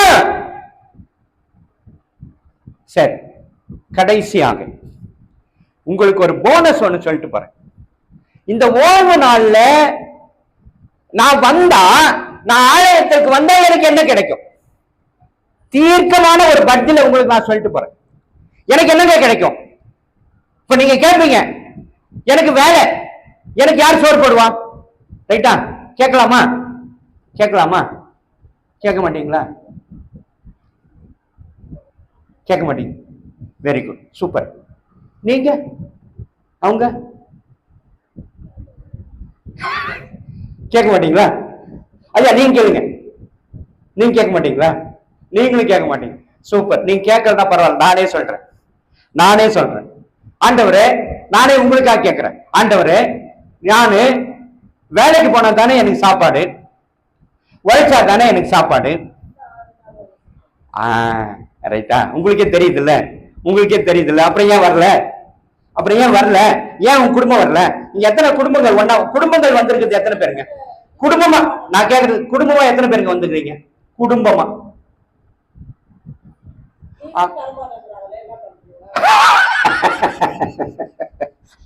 கேளுங்க. அப்படிதான். அப்ப நீங்க இப்பதான் கேட்க மாட்டேங்க, இப்ப கேக்குறீங்க. எப்படி பத்தியா? நியாயமா இது? இப்பதான் கேட்க மாட்டீங்க, நான் கேட்கவே மாட்டேங்க. அதெல்லாம் கேட்க முடியாதுங்க. ஐயோ நான் கேட்க மாட்டேன். நீங்க இப்ப என்னன்றீங்க? லீவே தர மாட்டேன்றாங்க. நான் எப்படிங்க வர்றது? அப்படிதானே? அப்ப நீங்க ஆண்டவர்கிட்ட கேட்கணுமா இல்லையா? இது நீங்க எப்படி கேக்குறீங்க? சரி சரி, கேட்டுக்கிறீங்க. ஆனா நான் சொல்றேன், அப்படித்தாங்க வச்சிருந்தாங்க. நான் என்னங்க வரமாட்டேன்றாங்க. அவரோட ஸ்டேட்மெண்ட் பாருங்க. இப்ப நான் சொல்றேன் உண்மை அது. ஒரு காலத்துல ஏங்க உணர்ந்துரும்? கொஞ்சம் டைம் கொடுத்தீங்கன்னா இன்னும் கொஞ்சம் டிஸ்கஸ் பண்ணலாம். கொஞ்சம் டைம் கொடுத்தீங்கன்னா, நீங்க தவறா நினைக்கலன்னா கொஞ்சம் டிஸ்கஸ் பண்ணலாம். நான் சொல்றேன் கேளுங்க. தோமா அவர்கள் 2000 ஆண்டுகளுக்கு முன்பாக இந்த பூமிக்கு வந்தார். இந்தியாவுக்கு வந்தார். அப்போ யாரெல்லாம் இருந்தாங்க தெரியுமா? இங்க யாரெல்லாம் இருந்தாங்க தெரியுமா? அது தெரியுமா உங்களுக்கு? தெரிஞ்சுக்கணுங்க. வெறுமனே தெரியாது என்று இருந்தால் இப்ப நான் ஒண்ணு கேட்கிறேன், இப்படி சொல்றேன். இப்ப ஒண்ணு இல்லைங்க, உங்க பசங்க இருக்காங்க இல்லையா? உங்க பிள்ளைங்க இருக்காங்களா? உங்க பிள்ளைங்க சரியா படிக்கலாம், என்ன பண்ணுவீங்க? என்னங்க?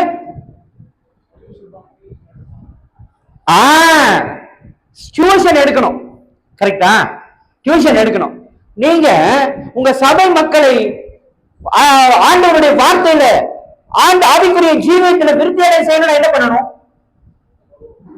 சொல்லணுமா இல்லையா? நான் இங்க வர்றதுக்கு எவ்வளவு காலம் பிரயாசப்பட்டேன் தெரியுமா? நானு இந்த இடத்துக்கு வர்றதுக்கு, உங்க ஊழியருக்கு தெரியும், 4 மாதமாக பிரயாசப்பட்டு கொண்டிருக்கிறேன் இன்னைக்கு வர்றதுக்கு. தெரியுமா உங்களுக்கு? நீங்க கூப்பிட்டு நான் வந்தனா, நான் கூப்பிட்டு வந்தனா இங்க? நீங்க கூப்பிட்டு நான் இங்க வந்தனா, அல்லது நானா கேட்டு வந்தனா? அதுவும் தெரியாது. புரிஞ்சுக்கொள்ளுங்க. அப்போ எவ்வளவு பெரிய தவறு நீங்க செஞ்சு கொண்டீங்க. இப்ப தெரியலன்னு சொல்றீங்கல்ல, தெரியலன்னா என்ன பண்ணணும்? தெரிந்து கொள்வதற்கு பிரயாசம் எடுக்கணும். தெரிந்து கொள்வதற்கு அதற்காக தான் ஆண்டவர் சொல்றார், நீ வந்து இங்க உட்காரு, நீங்க வந்து உட்காரு, ஓய்வு நாள் அதுக்கு தான் ஒதுக்கி இருக்கிறேன், நீ வந்து இங்க உட்காரு, நான் சொல்லிக் கொடுப்பேன், நான் உனக்கு சொல்லிக் கொடுப்பேன் அப்படின்னு சொல்லிதான் உங்களை வர வைக்கிறாரு. ஆனா நான் என்ன நினைக்கிறேன்னா, நான் இன்னொரு சொல்றேன், ஓய்வு நாள்ல ஞாயிற்றுக்கிழமையில நம்ம சபையில தாலி கொடுப்பாங்களா? கொடுப்பாங்களா கொடுக்க மாட்டாங்களா? கொடுக்குறாங்களா? பாத்துங்க, இது கொடுக்குறாங்கன்றாங்க, கொடுக்கறது இல்லைன்றாங்க. அப்புறம் எப்படிங்க சொல்றாங்க இவங்க? ஆமா, அதான் சரி, அதான் கரெக்ட். அப்ப உங்களுக்கு யாரு கொடுத்தது? யாருங்க கொடுத்தது? அப்ப என்ன புரிதல் இருக்கு பாருங்க, ஓய்வு நாள்ல பாயை கொடுக்க மாட்டாங்க சபையில, எந்த சபையிலும் கொடுக்க மாட்டாங்க. குறிப்பா நம்ம சபைகள்ல கொடுக்கவே மாட்டாங்க. தலைமையெல்லாம் கொடுக்க மாட்டாங்க. ஆனா நான் கேட்கிறேன், அன்னைக்கு மட்டும் ஏன் காது குத்தல் ஞாயிற்றுக்கிழமை வச்சுக்கிறீங்க? நிச்சயதார்த்தத்தை ஏங்க ஞாயிற்றுக்கிழமை வச்சுக்கிறீங்க? யார் உங்களுக்கு அந்த அதிகாரம் கொடுத்தது? யாருங்க கொடுத்தது? ஏன் செய்றீங்க? இப்ப ஒரு சபை தன்னை ஸ்திரப்படுத்திக் கொள்ள வேண்டுமா? யார் கருத்துல இருக்கு? யார் கரத்தில் இருக்கு? விசுவாசிகளுடைய கரத்தில், உங்கள் கரத்தில் இருக்கிறது. நீங்கள் தான் அதற்கு அஸ்திவாரங்கள், நீங்கள் தான் தூண்கள். அப்ப நீங்க என்ன பண்றீங்க? யோசிக்க வேண்டாமா? இவ்வளவு காரியங்கள் இருக்கிறது, இவ்வளவு காரியங்களை உங்களுக்கு சொன்னேன். நான் எப்படி அனுசரிக்க வேண்டும்? ஓய்வு நாள் என்பது அடையாளமாக இருக்கிறது. ஓய்வு நாளை நான் எப்படி அனுசரிக்க வேண்டும் என்று சொல்லி இருக்கிறார். யாரெல்லாம் அனுசரிக்க வேண்டும் என்று சொல்லி இருக்கிறார் இல்லையா? இவ்வளவு காரியத்தையும் தெல்ல தெளிவாக ஓய்வு நாளினுடைய முக்கியத்துவத்தை கொடுத்திருக்கிறார். எப்படி முக்கியத்துவம்? அது படைப்போடு சம்பந்தப்பட்டது, படைப்போடு சம்பந்தப்பட்டது. அப்ப நான் இதை முக்கியமாக கருத வேண்டும் இல்லையா? ஓய்வு நாள் எனக்கு எந்த வேலையா இருந்தாலும் சரி. ஆனால் அதை சொல்ல மறந்துட்டேன். ஒரு காலத்துல கிறிஸ்தவங்க சர்ச்சுக்கு போவாங்க, கிறிஸ்தவங்க சர்ச்சுக்கு போவாங்கப்பா. அன்னைக்கு எதுவும் வச்சிடாத, அரசாங்கம் சொல்லி இருந்தது. எத்தனை பேருக்கு தெரியும் தெரியாது எனக்கு. நீங்க பின்னாடி யோசிச்சு பாருங்க, பின்ன கணக்கு யோசிச்சு பாருங்க, உங்க அப்பாவை கேட்டு பாருங்க, இருந்திருந்தாலும் கேட்டு பாருங்க. அவர் சொல்லி இருப்பார், ஓய்வு நாள்ல எதுவும் நடக்காது, அவங்க சர்ச்சுக்கு போவாங்க, சர்ச்சுக்கு தான் முக்கியம், அவங்க வரமாட்டாங்க அப்படின்னு அரசாங்கம் முடிவு பண்ணி இருந்தது. ஆனா நாம என்ன பண்ணிட்டோம் தெரியுமா? அவன் என்ன பண்ணா, நீ வந்தினா உனக்கு இந்த இன்சென்டிவ் சொன்னான். யாரு? நான் என்ன பண்ணேன், இன்சென்டிவ் வருது அப்படின்னு சொல்லி நான் கொஞ்சம் ட்ராக் மாறினேன். இப்ப அதை புடிச்சுக்கினான். இப்ப இன்னொன்னு சொல்றேன், இன்னும் வரும் காலம் ரொம்ப மோசமா இருக்கும், ரொம்ப மோசமா இருக்கும். நீ இப்படியெல்லாம் ஆராதிக்கவே முடியாது, இப்படியெல்லாம் ஆராதிக்க முடியாது. வரும் காலம், இந்த எலெக்ஷன்ல, வரும் எலெக்ஷன்ல நீங்க கொஞ்சம் சுதாரிச்சுக்கினா உண்டு. எஸ்ஐஆர்னு ஒண்ணு கொண்டு வந்தான், அதை என்ன செய்வதற்காக கொண்டு வந்தான்னு யாருக்குமே தெரியாது. நமக்கு யாராலும் வந்து சொல்லவே இல்லை, அதை நம்ம அதை பத்தி பெருசா பேசவே இல்லை. அதை என்னெல்லாம் செஞ்சு வச்சிருக்கான்னு உங்களுக்கு தெரியாது. உங்களுடைய ஓட்டுரிமைகள் பறிக்கப்படும், உங்களுடைய உரிமைகள் பறிக்கப்படும். இன்னைக்கு ஆராதிக்கிறது போல வரும் காலத்தில் நீங்க ஆராதிக்கவே முடியாது. அப்படிப்பட்ட சூழல் வரப்போது. ஆகவே நீங்கள் உங்களை சுதாரித்துக் கொண்டால் உண்டு, சுதாரித்துக் கொண்டால் உண்டு. இன்னைக்கு ஈரான்ல மறைமுகமாக ஆராதிக்கிறார்கள், சீனாவில மறைமுகமாக அண்டர் கிரவுண்ட்ல ஆராதிக்கிறார்கள். ஏன்? அந்த சூழல் இந்தியாவுக்கு வெகு விரைவில் வரப்போகிறது. ஆனா நான் இருக்கும் போது என்ன பண்ணிட்டேன், நானு சர்ச்சுக்கெல்லாம் எப்போவாது போனா போதும், எப்போவாது போனா போதும். நான் சொல்றேன், ஒரு சாட்சி மட்டும் சொல்றேன், நல்லா கவனிங்க. நான் அந்தமான் போயிருந்தேன். அங்க ஒரு இங்கிலாந்து மனிதரை பார்த்தேன். நான் புரியுதா? கேக்குறீங்களா? கவனிக்கிறீங்களா? ஹல்லேலூயா, ஹல்லேலூயா, ஹல்லேலூயா. பத்தல, ஹல்லேலூயா, ஹல்லேலூயா. அவ்வளவுதான் போலங்க. சரி, நான் சொல்றேன், நல்லா கவனிங்க. அந்த இங்கிலாந்து மனிதரை நான் சந்திச்சேன். நமக்கு யார் சுவிசேஷத்தை அறிவிச்சது? நமக்கு யார் சுவிசேஷத்தை அறிவிச்சது? 2வது முறை சுவிசேஷம். முறை தோபா வந்தாரு. 95% கிறிஸ்தவர்கள் அவர் காலத்துல. அவ்வளவு தூரத்திற்கு ஏராளமான சபைகளை உருவாக்கி விட்டு போனார் அவர். அப்பேற்பட்ட காரியம் அதெல்லாம் சரிந்து அதற்கு பின்பாக தான் வைணவம், சைவம் எல்லாம் வந்தது. அப்ப அவர் காலத்துல இருந்தது யார்? வெறும் சமணமும் புத்த மதமும் இன்னொரு ஒரு குரூப், அவங்க மட்டும்தான் இருந்தாங்க, வேற யாருமே கிடையாது அவர் வரப்போது. அதுக்கு பின்பாக தான் சைவம் வைணவம் எல்லாம் உருவானது. 9ஆம் நூற்றாண்டில தான் கொஞ்சம் கொஞ்சமாக அது வளர ஆரம்பித்தது. ஆனால் கிறிஸ்தவம் இந்தியாவிலே 1ஆம் நூற்றாண்டிலே விதைக்கப்பட்டது. சரி, போட்டோம். இப்ப நல்லா புரிஞ்சுக்கொள்ளுங்க. அந்த இங்கிலாந்து மனிதரை நான் சந்தித்த போது நான் சாதாரண, அவர் எனக்கு யாருன்னு தெரியாது. திடீர்னு நாங்க சுவிசேஷ ஊழியத்திற்காக போயிருந்தேன். அவர் வந்து அந்த கடற்கரையில ஏதோ ஒரு விசிட்டிங்காக வந்திருக்கிறாரு. அந்த நேரத்துல நான் அந்த கிராஸ் பண்ணும்போது அவர் எனக்கு எதிர்பட்டார். அவர் ஸ்மைல் பண்ணார், நானும் ஸ்மைல் பண்ணேன். ஸ்மைல் பண்ணிட்டு ஹலோ ஹவ் ஆர் யூ அப்படி கை ஷேக் பண்ணிட்டு நீங்க எந்த ஊருன்னு கேட்டேன். அவர் சொன்னார், இங்கிலாந்துல இருந்து வந்திருக்கிறேன். உங்க பேர் என்ன, ஏன் வந்திருக்கிறீங்கன்னு கேட்டாரு. நான் கேட்டேன். அவர் சொன்னார், நான் இந்த டிராவல் டூரிஸ்டா வந்தேன். என்ன அவர் கேட்டார், உங்க பேர் என்ன, நீங்க என்ன பண்றீங்க. நான் வந்து ஒரு இவாஞ்சலிஸ்ட் என்று சொன்னேன். சொல்லிட்டு அவரு சலையாட்டார். நான் உடனே அவர்கிட்ட கேட்டேன், இவாஞ்சலிஸ்ட்னா என்ன தெரியுமான்னு கேட்டேன் அவர்கிட்ட. அவரு தெரியும் தெரியும், சரி தெரியும்னா ஓகே. கேட்டு நான் அடுத்த கேள்வி போட்டேன், நீங்க ஆலயத்திற்கு போகிற வழக்கம் எல்லாம் இருக்கா அப்படின்னு கேட்டேன் அவர்கிட்ட. அவர் என்னன்னாரு, ஐயோ இனஃப் இஸ் இனஃப், 15-16 வயசு வரைக்கும் எங்க அம்மா என்ன தொந்தரவு பண்ணாங்க, அதனால நான் போயிட்டு இருந்தேன், இப்ப நான் போறது இல்லைங்கன்ட்டார். நான் உடனே என்ன சொன்னேன், சூப்பருங்க.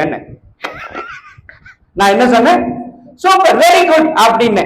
இப்ப நல்லா புரிஞ்சுக்கொள்ளுங்க, அவருக்கு ஒரே ஷாக்கு. அவர் என்ன எதிர்பார்த்தாருன்னா, ஐயோ எங்க போலன்னு நான் கேட்பேன் அவர் நினைச்சுக்கிறாரு. நான் இப்படி சொன்னவன்னு, அப்போ நான் போவாது கரெக்டான்னு கேட்டாரு. என்ன நான் போவாதது கரெக்டா அப்படின்னு கேட்டார். நான் சொன்னேன் கரெக்டுங்க. அவருக்கு இன்னும் ஷாக்கு. இன்னொன்னு அவர் 2வது முறை கேட்கிறேன், என்ன கரெக்டா நான் போவாதது. நான் சொன்னேன் கரெக்ட்.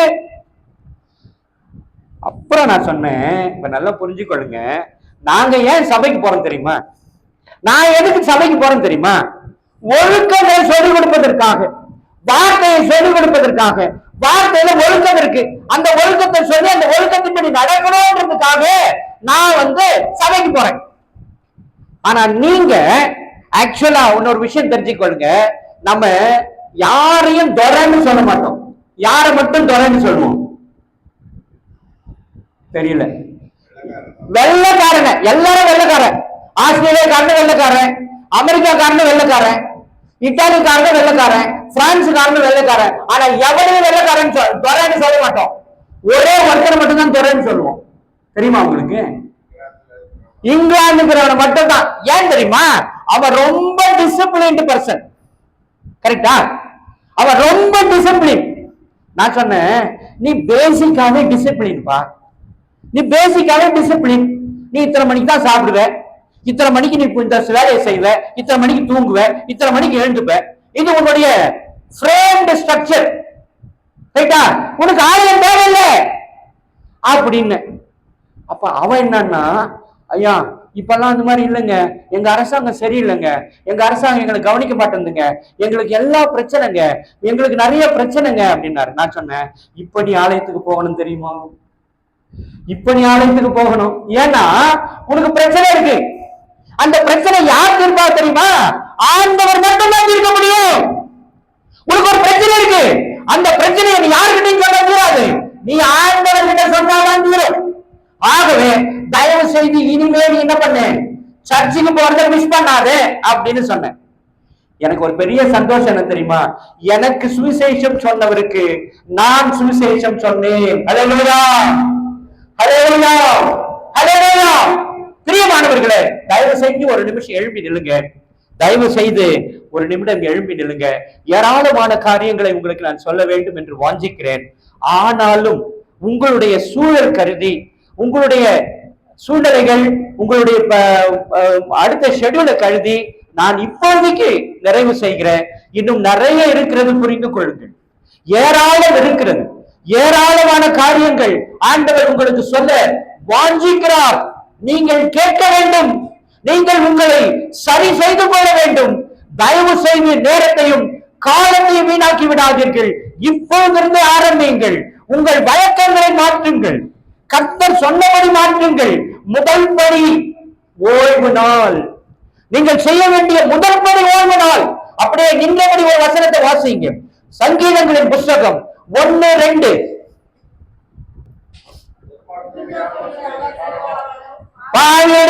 இல்லாமலும் பரியாசக்காரர் இடத்தில் உட்காராமலும் கர்த்தருடைய வேதத்தில் பிரியனாய் இருந்து இரவும் பகலும் அவருடைய வேதத்தில் தியானமாய் இருக்கிற மனுஷன் தான் பாக்கியவான். அப்படின்னா நீங்க இன்றைக்கு வேதத்தை கையில் எடுங்கள், உங்கள் வேதத்தை கையில் எடுங்கள், அதை தியானமாக மாற்றுங்கள், ஆலயத்திற்கு தவறாமல் வாருங்கள். ஜபத்தில் தரிந்திருங்கள். குடும்ப ஜபம் இல்லாத வீடு கூரை இல்லாத வீட்டுக்கு சமம். ஆகவே இன்றைக்கே ஆரம்பிங்கள், இனி காலம் செல்லாது. ஆதாயப்படுத்த வேண்டியது முதலாவது உங்களுடைய குடும்பத்தை, உங்களுடைய கணவரை, உங்களுடைய மகனை, உங்களுடைய தம்பியை, உங்களுடைய உறவுகளை தயவு செய்து புரிந்து கொள்ளுங்கள். இப்பொழுதே செய்யுங்கள். ஆண்டவர் நிச்சயமாக உங்களை ஆசீர்வதித்து காக்க வல்லவராக இருக்கிறார். தலைகளை தாழ்த்துங்கள், ஒப்பு கொடுங்கள், ஆண்டவரோடு கூட பேசுங்க. ஆண்டவர் இன்றைக்கு ஏராளமான விஷயங்களை, ஏராளமான காரியங்களை இன்றைக்கு உங்களுக்கு வெளிப்படுத்தி இருக்கிறார். உங்களை சரி செய்து கொள்ள வேண்டிய தருணம் இது. நீங்கள் உங்களை சரி செய்து கொள்ள வேண்டும். சீர்பொருந்துங்கள், சீர்பொருந்துங்கள். வாசியுங்கள், வாசியுங்கள். ஏசாயா தீர்க்க தரிசன புஸ்தகம் 1வது அதிகாரம் கொஞ்சம் எடுத்துங்க.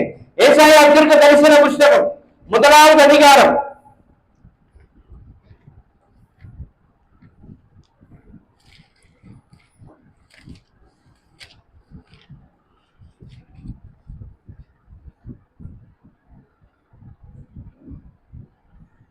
19வது வசனம்.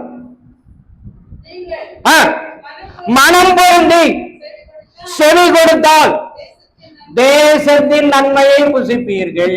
அல்லேலூயா. ஞாபகத்துல வச்சுக்கொள்ளுங்க, ஞாபகத்துல வச்சுக்கொள்ளுங்க. தயவு செய்து, தயவு செய்து சகோதரி அவர்கள் சொன்னாங்க, நான் கேட்டா லீவ் கொடுக்க மாட்டேன்றாங்க. அதுக்கெல்லாம் நான் பதில் சொல்லிட்டு போறேன். நீங்க வேணும் அதுக்கு எப்படி வழின்னு கேட்டீங்கன்னா நான் பதில் சொல்றேன். ஆலயம் முடிந்ததுக்கு பிற்பாடு உங்களுடைய கேள்விகளுக்கு நான் பதில் சொல்ல தயாராக இருக்கிறேன். தலைகளை தாழ்த்துங்கள், கண்களை மூடுங்கள், ஆண்டவரை நோக்கி பாருங்கள். ஆண்டவர் நம்மோடு கூட பேசி இருக்கிறார்.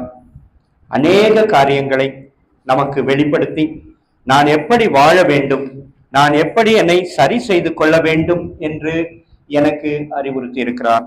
தயவு செய்து நீங்கள் உங்களை சரி செய்து கொண்டு அநேகரை ஆலயத்திற்கு அழைத்து கொண்டு வாருங்கள். முதலாவது நீங்கள் செய்ய வேண்டியது, ஆலய ஆராதனையை நீங்கள் எந்த சூழ்நிலையிலும் அசட்டை பண்ணவே கூடாது. அதற்கான காரியங்களை உங்களுக்கு ஒரு 5 காரியங்களை நாங்கள் உங்களுக்கு சொன்னோம். 5 காரியங்கள். கடைசியாக நான் ஒண்ணு மட்டும் ஞாபகம் விட்டுட்டேன், கொஞ்சம் பொறுத்து கொள்ளுங்க. எனக்கு என்ன நன்மை, என்ன நன்மை அப்படியே நின்று கொண்ட வண்ணமாக லேவியராகமம் புஸ்தகம் 25 3 4 வசனங்கள் தயவு செய்து. லேவியராகமம் 25 3 4.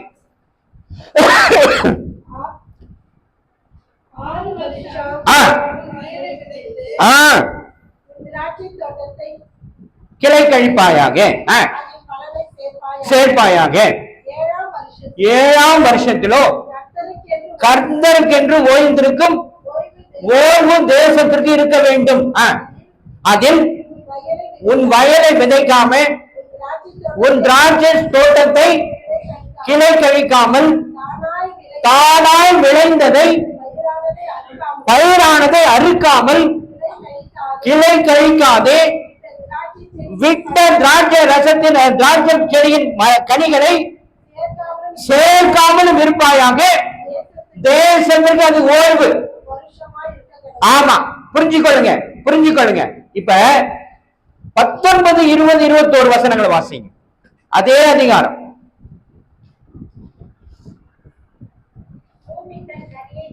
பூமி தன் கனியை தரும், நீங்கள் திருப்தியாய் சாப்பிட்டு அதில் சுகமாய் குடியிருப்பீர்கள்.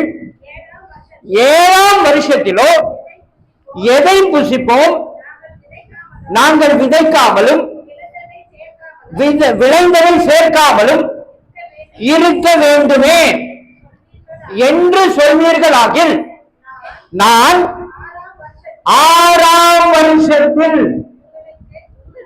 உங்களுக்கு ஆசீர்வாதத்தை அனுக்கிரகம் பண்ணுவேன். அது உங்களுக்கு 3 வருஷத்தின் பலனை கொடுக்கும். புரிந்து கொள்ளுங்கள், எப்பேற்பட்ட கடவுள் தெரியுமா நம்முடைய ஆண்டவர். 3 வருஷம் அப்படின்னா என்ன பொருள்? 6 நாள் நீ வேலை செய்யற, 6வது நாள் என்ன பண்றாரு? 7வது நாள் நீ ஓய்ந்திருக்கணும், ஆண்டவருடைய சமூகத்தில் நீ அமர்ந்திருக்கணும். அதற்கு என்ன பண்றாரு? 6வது நாள் உனக்கு 3 நாளினுடைய பலனை கொடுக்கிறார். ஏன் 3 நாள் பலன்னா, 6ஆம் நாள் நீ விதைக்கிறாய், அதன் பலன். 7வது நாள் நீ விதைக்கிற, அதனுடைய பலன். 8வது நாள் தான் நீ விதைத்த. அப்போ விதைச்ச உடனே உனக்கு பலன் கிடைக்காது, ஆனா அதுக்கான பலனை 6வது வருஷத்துல உனக்கு கொடுத்துடுற. இந்த காரியம் யாருமே சொல்ல மாட்டாங்க. ஆண்டவர் நமக்கு சொல்லி இருக்கிறார், நீங்க வந்து உட்காரு, என் சமூகத்துல வந்து உட்காரு, நான் பாத்துக்கிறேன், உன்னை யார் என்ன பண்றா நான் பாக்குறேன் அப்படின்னு சொல்றார். 3 வருஷத்தின் பலன். தயவு செய்து புரிந்து கொள்ளுங்கள். இதை குறித்து கொண்டு வீட்டுல போய் வாசிங்க, தியானிங்க, கர்த்தருக்கு நன்றி சொல்லுங்க, தலைகளை தாழ்த்துங்க, கண்களை மூடுங்க.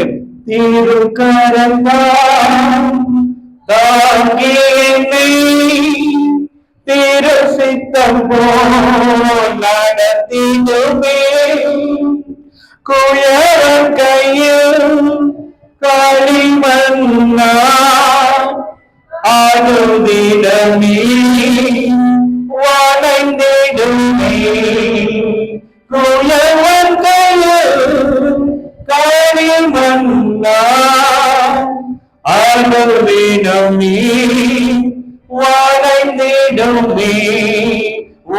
வசனம் தியானிக்கையில் இதயம் ஆடுமே, காரியம் நடக்கையிலே தீபமாக வழி நடக்கும், காரியம் நடக்கையிலே தீபமாக வழி நடக்கும். ஆழ்கடலில் அலைகளினால் அசையும் என் படகில் ஆழ்கடந்த இயேசுவுண்டே சேர்ந்திடுவேன் அவர் சமூகம். ஆழ்கடந்த இயேசுவுண்டே சேர்ந்திடுவேன் அவர் சமூகம். அவர் நமக்காய் ஜீவன் தந்து அளித்தனரே, கண்களினால் காண்கிறேனே, இன்ப காணா தேசமதை கண்களினால் காண்கிறேனே, இன்ப காணா